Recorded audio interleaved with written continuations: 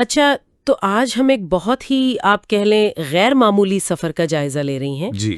ایک نوجوان ہالی ووڈ اداکار 6 سال کی عمر سے کیمرے کے سامنے.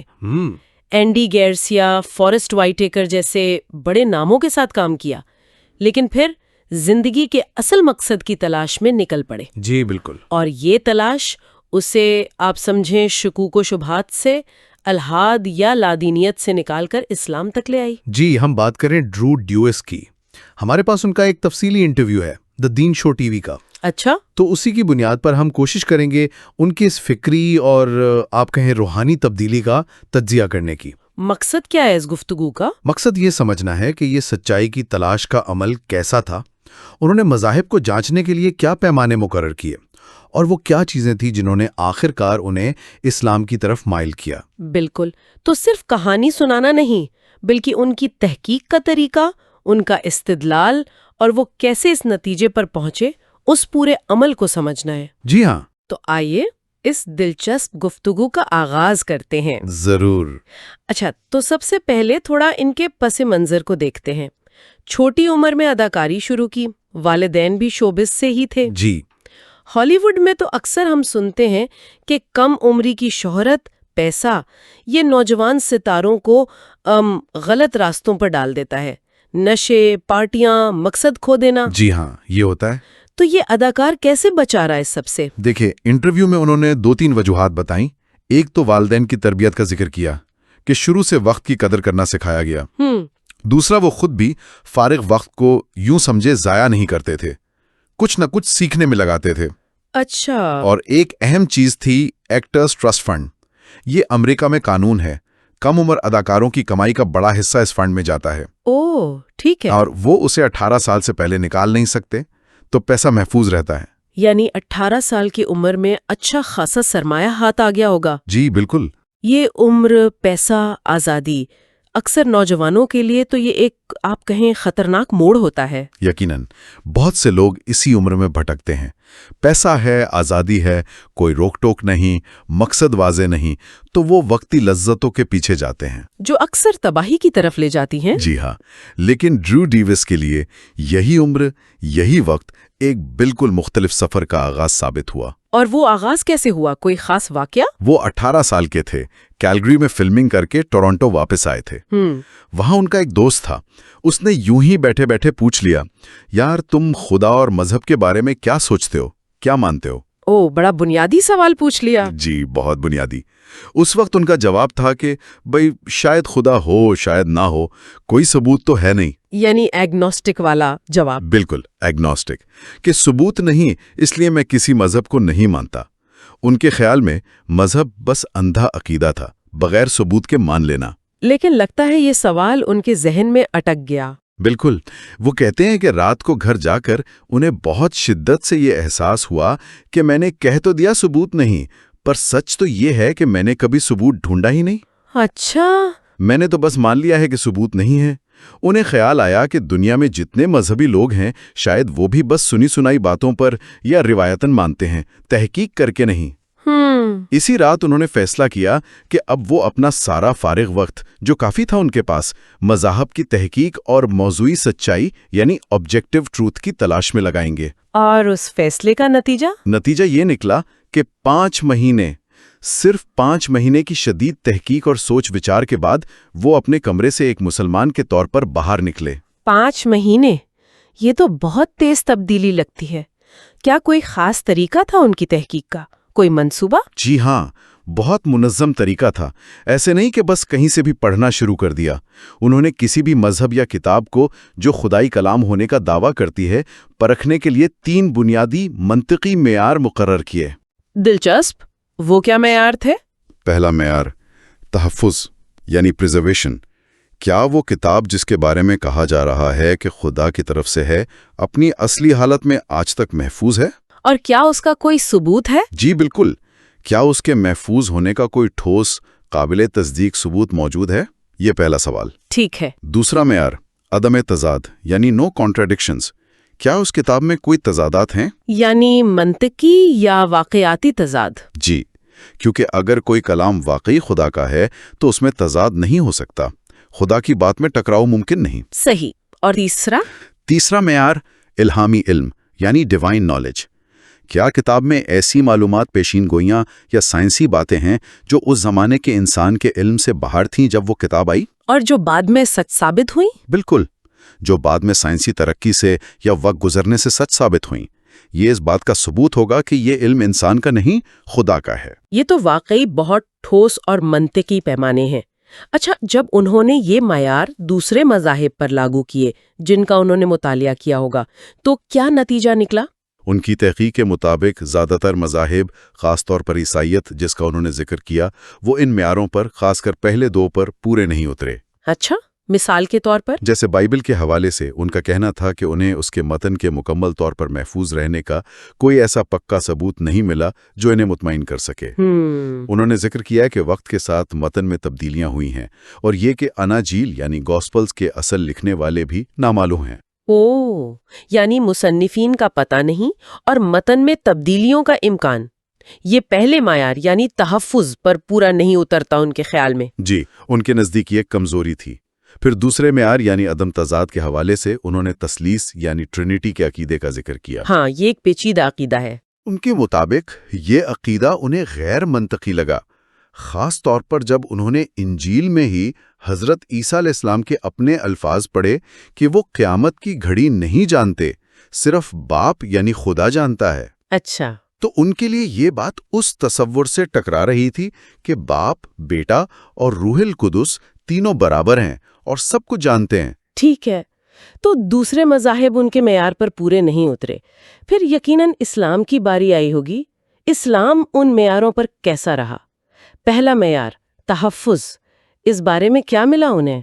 قرآن کے تحفظ کے معاملے میں انہیں دو چیزیں بہت متاثر کن لگیں۔ کیا؟ پہلی، حفظ قرآن کی زندہ روایت، یعنی قرآن کا زبانی یاد کیا جانا۔ جی، وہ اس بات پر حیران تھے کہ دنیا میں لاکھوں مسلمان، چھوٹے بچے تک جن کی مادری زبان عربی نہیں، پورا قرآن حرف بحرف یاد کرتے ہیں، اور یہ سلسلہ 1400 سال سے بغیر رکے جاری ہے۔ یہ تو واقعی ایک منفرد بات ہے۔ انہوں نے مثال کے طور پر خود سورۃ الفاتحہ سنا کر کہا کہ دیکھیں، میں عربی نہیں جانتا، پر میں نے بھی یہ یاد کر لی ہے۔ یہ ان کے لیے ایک زندہ، ناقابل تردید ثبوت تھا کہ قرآن کا متن سینہ بہ سینہ محفوظ ہے۔ اور دوسری چیز کیا تھی تحفظ کے حوالے سے؟ دوسری چیز تھی قرآن کے قدیم ترین نسخوں کا ملنا اور ان پر سائنسی تحقیق۔ انہوں نے خاص طور پر برمنگھم یونیورسٹی والے نسخے کا ذکر کیا۔ ہاں، وہ کافی مشہور ہوا تھا۔ جی، اس کی کاربن ڈیٹنگ سے پتہ چلا کہ وہ تقریباً 1370 سال پرانا ہے۔ یعنی عین ممکن ہے کہ یہ اس شخص کے ہاتھ کا لکھا ہے جس نے خود نبی صلی اللہ علیہ وسلم کو دیکھا یا سنا ہو۔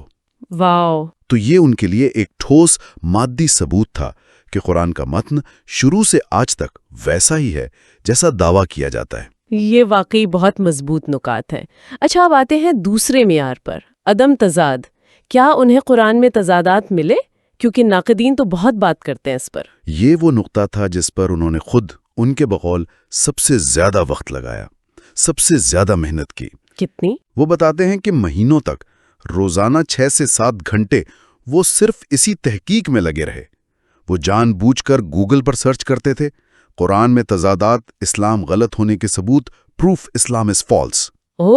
یعنی وہ مخالف دلائل کو بھی دیکھ رہے تھے۔ بالکل، انہوں نے اسلام پر تنقید کرنے والوں، اسلاموفوبیاز، ان سب کے دلائل، ویڈیوز، مضامین خوب پڑھے۔ تو پھر ان الزامات سے نمٹنے کا طریقہ کیا تھا؟ ان کا طریقہ بڑا منظم تھا۔ وہ کسی الزام یا مبینہ تضاد کو سنتے، پھر غیر جانبداری سے اس کا جواب تلاش کرتے کہ مسلمان علماء یا محققین کیا کہتے ہیں۔ پھر وہ دیکھتے کہ اس جواب پر کیا اعتراض کیا جاتا ہے، یعنی کاؤنٹر آرگیومنٹ، اور پھر اس اعتراض کا جواب، یعنی counter to the counter argument. اچھا، یعنی پوری بحث کو منطقی طور پر پرکھتے تھے۔ جی، وہ دیکھتے تھے کہ کس طرف کا استدلال زیادہ مضبوط ہے، زیادہ منطقی ہے۔ مہینوں کی اس ذہنی مشقت کے بعد وہ اس نتیجے پر پہنچے کہ انہیں قرآن میں کوئی ایک بھی حقیقی ناقابل مثال تضاد نہیں ملا۔ کوئی بھی نہیں؟ ان کے مطابق نہیں، جو باتیں بظاہر متضاد لگتی تھیں ان کی وضاحت یا تو سیاق و سباق سے ہو جاتی تھی یا زبان کی باریکیوں سے یا تفسیر سے۔ یہ تو بہت گہری تحقیق ہے۔ اچھا، تیسرا معیار تھا الہامی علم کا۔ کیا اس پر بھی انہیں کچھ ملا؟ کوئی سائنسی یا تاریخی معلومات جو حیران کن ہوں؟ انٹرویو میں انہوں نے اس تیسرے معیار پر نسبتاً کم بات کی۔ ایسا لگتا ہے کہ ان کے لیے پہلے دو معیار ہی اتنے وزنی تھے، یعنی قرآن کا محفوظ ہونا اور تضادات سے پاک ہونا۔ جی، یہ دو باتیں ہی ان کے لیے اتنی مضبوط دلیلیں تھیں کہ وہ یہ ماننے پر مجبور ہو گئے کہ یہ کتاب انسانی کلام نہیں ہو سکتی۔ تو شاید تیسرے معیار کی انہیں اتنی ضرورت ہی محسوس نہیں ہوئی، ان کا اصل زور پہلے دو نکات پر ہی رہا۔ بات تو منطقی ہے۔ اگر کتاب محفوظ ہی نہیں یا اس میں تضادات ہیں تو پھر الہامی علم کے دعوے کی بنیاد ہی کمزور ہو جاتی ہے۔ بالکل۔ تو ان مہینوں کی تحقیق، تقابل، غور و فکر، اس سب کے بعد اسلام کے بارے میں ان کی کیا سمجھ بنی؟ اسلام کیا ہے ان کے نزدیک؟ ان کی سمجھ میں یہ آیا کہ اسلام کا مطلب ہے سر تسلیم خم کرنا، ایک خالق، ایک اللہ کی مرضی کے آگے۔ اور یہ کہ یہ کوئی نیا مذہب نہیں ہے جو 1400 سال پہلے آیا، بلکہ یہ وہی دین، وہی پیغام ہے جو شروع سے تمام نبی لے کر آئے، آدم، نوح، ابراہیم، موسیٰ، عیسیٰ علیہم السلام۔ پیغام کیا تھا؟ پیغام ہمیشہ ایک ہی تھا، صرف ایک خالق کی عبادت کرو، اس کی بنائی ہوئی مخلوق کی نہیں۔ اور حضرت عیسیٰ علیہ السلام کے بارے میں اسلامی نقطۂ نظر کیسا لگا انہیں؟ کیونکہ عیسائیت سے تو وہ آئے تھے۔ انہوں نے اس بات کو بہت سراہا کہ مسلمان حضرت عیسیٰ علیہ السلام سے بے پناہ محبت کرتے ہیں، ان کی عزت کرتے ہیں، انہیں اللہ کا عظیم نبی مانتے ہیں، معجزانہ پیدائش مانتے ہیں۔ لیکن خدا نہیں مانتے۔ جی، لیکن خدا یا خدا کا بیٹا نہیں مانتے۔ یہ بات انہیں زیادہ منطقی لگی اور خود بائبل میں حضرت عیسیٰ کی تعلیمات کے زیادہ قریب لگی، جہاں وہ خود ایک خدا کی عبادت کرتے نظر آتے ہیں۔ جیسے مسلمان کرتے ہیں سجدہ وغیرہ؟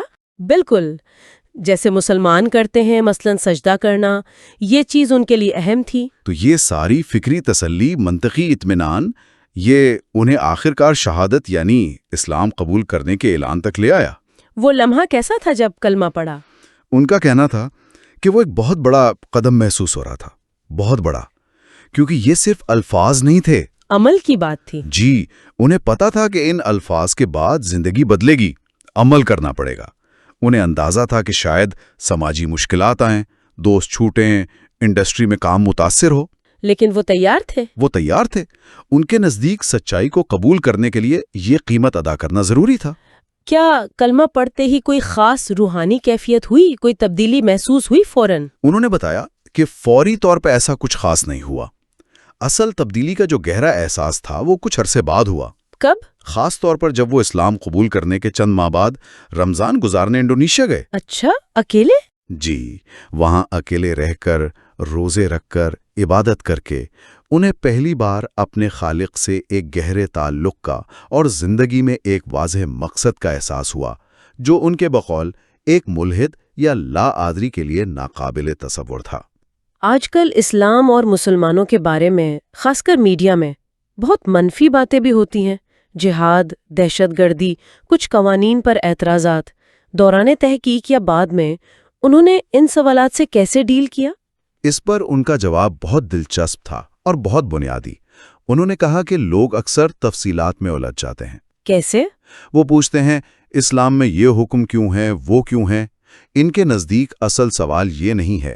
سب سے پہلا، سب سے اہم سوال یہ ہے، کیا یہ کتاب قرآن واقعی کائنات کے خالق کی طرف سے ہے؟ اچھا، یعنی پہلے بنیاد کو دیکھو۔ بالکل۔ اگر آپ مہینوں یا سالوں کی غیر جانبدارانہ تحقیق کے بعد پوری ایمانداری سے اس نتیجے پر پہنچتے ہیں کہ ہاں، سارے ثبوت یہی کہتے ہیں کہ یہ اسی کی طرف سے ہے، تو پھر اگلا منطقی قدم کیا ہونا چاہیے؟ کیا ہونا چاہیے ان کے خیال میں؟ سر تسلیم خم کرنا، سبمٹ۔ انہوں نے ایک مثال دی کہ فرض کریں آپ کو ایک بند لفافہ ملے اور آپ کو 100% یقین ہو جائے کہ یہ کائنات کے خالق نے آپ کے نام بھیجا ہے۔ آپ اسے کھولیں، اس میں کچھ ہدایات ہیں، ہو سکتا ہے کچھ آپ کو سمجھ نہ آئیں یا عجیب لگیں یا آپ کی پسند سے مختلف ہوں، تو آپ کیا کریں گے؟ کیا آپ ان پر عمل کریں گے یہ مان کر کہ بھیجنے والا آپ سے بہتر جانتا ہے اور آپ کا بھلا چاہتا ہے، یا آپ اپنی سمجھ اور پسند کی بنیاد پر انہیں رد کر دیں گے؟ یہ مثال تو واقعی سوچنے والی ہے۔ کہ اصل بنیاد کیا ہے؟ جی، ان کا نقطہ یہی تھا کہ اگر بنیاد مضبوط ہو جائے، کتاب کے الہامی ہونے پر یقین آ جائے، تو پھر تفصیلات پر اعتراض کرنا یا اپنی عقل کو وہی پر فوقیت دینا غیر منطقی ہے۔ لیکن حکمت تو جاننی چاہیے نا۔ ہاں، حکمت ضرور تلاش کریں، سمجھنے کی کوشش کریں، لیکن انکار نہیں۔ اور انہوں نے یہ بھی کہا کہ اخلاقیات کا کوئی معروضی معیار یعنی آبجیکٹو سٹینڈرڈ وہ بھی خالق کو مانے بغیر ممکن نہیں۔ کیسے؟ اگر خدا نہیں تو پھر اچھائی برائی کا فیصلہ کون کرے گا؟ پھر تو سب کچھ نسبی یعنی ریلیٹو ہو جاتا ہے، ہر ایک کی اپنی مرضی۔ ٹھیک ہے، آخر میں انہوں نے دوسرے نوجوانوں کے لیے کیا پیغام دیا، خاص طور پر ہالی ووڈ میں اپنے ساتھی اداکاروں کے لیے؟ انہوں نے جسٹن بیبر کا بھی ذکر کیا۔ جی، ان کا پیغام بہت واضح تھا۔ انہوں نے کہا، سب سے اہم چیز یہ سمجھنا ہے کہ زندگی حقیقت ہے اور موت یقینی ہے۔ یہ احساس کہ ہم کسی بھی لمحے مر سکتے ہیں، یہ ہمیں مجبور کرتا ہے کہ ہم اپنی ترجیحات ٹھیک کریں، وقت کو فضول چیزوں میں ضائع نہ کریں، ان کاموں میں لگائیں جو واقعی اہم ہے۔ اور سب سے اہم کام کیا ہے؟ سب سے اہم کام ہے اپنی زندگی کے مقصد کی تلاش، پرپز آف لائف۔ اور اس کی تلاش کیسے کریں؟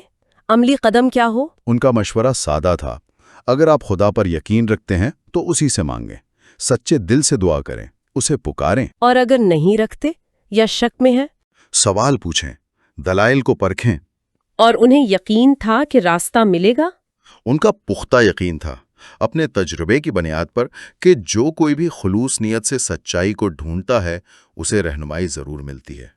تو آج ہم نے ایک نوجوان ہالی ووڈ اداکار کے اس غیر معمولی سفر کا جائزہ لیا، شکوک و شبہات سے نکل کر ایک بہت ہی منظم، منطقی اور گہری تحقیق کے ذریعے اسلام تک پہنچنے کا سفر۔ جی، انہوں نے مذاہب کو پرکھنے کے لیے واضح معیار استعمال کیے اور آخرکار اسلام، خاص طور پر قرآن کو ان معیاروں پر پورا پایا۔ بنیادی طور پر قرآن کے ناقابل یقین حد تک محفوظ ہونے اور تضادات سے پاک ہونے کی بنیاد پر۔ بالکل۔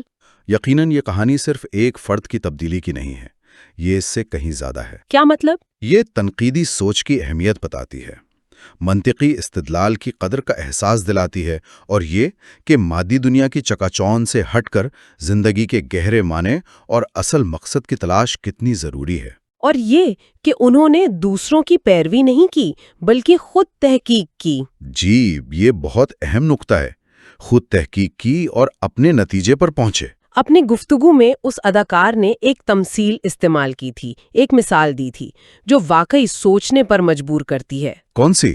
انہوں نے کہا، تصور کریں آپ سو کر اٹھیں اور خود کو ایک تیز رفتار ٹرین میں پائیں۔ آپ کو یاد نہیں آپ کیسے آئے، کہاں سے آئے، ٹرین کہاں جا رہی ہے۔ تو کیا ایسی حالت میں آپ کا پہلا اور سب سے اہم سوال یہ نہیں ہوگا کہ میں کون ہوں، میں یہاں کیسے، یہ ٹرین کہاں جا رہی ہے؟ ہونا تو یہی چاہیے۔ یا آپ بس ٹرین میں ملنے والی چائے، کافی اور کھڑکی کے باہر کے منظروں میں کھو جائیں گے؟ بہت گہری مثال ہے۔ یہ زندگی کا سفر بھی تو کچھ ایسا ہی ہے، ہم سب اس ٹرین پر سوار ہیں۔ جی ہاں۔